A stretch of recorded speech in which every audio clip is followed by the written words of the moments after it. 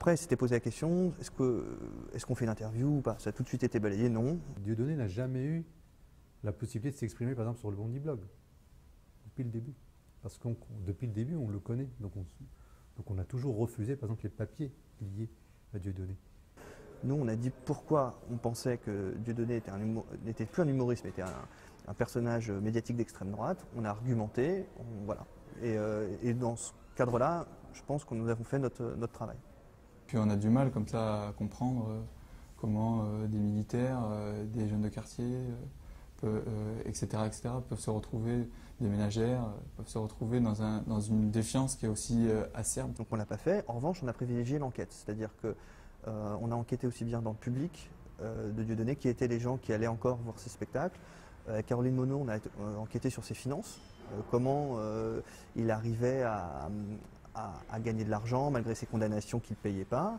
Et puis aussi, on l'avait déjà fait avec Caroline Monod, quels étaient ses réseaux à l'extrême droite. Très compliqué la question de l'antisémitisme. Hein.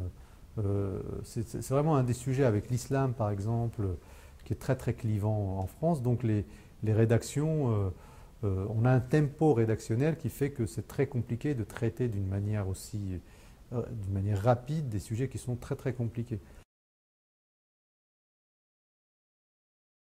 Gros sites d'information se sont engouffrés dans les brèches parce que ça a généré énormément de vues et donc vu que c'est des modèles économiques basés sur la publicité, un clic égale un petit peu de recettes.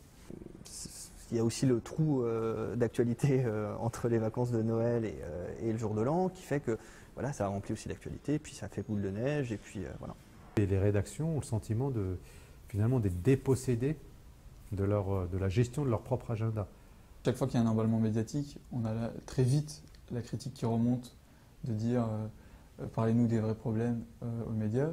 Et inversement, nous on en est d'ailleurs un peu de ceux qui disent parlons des vrais problèmes.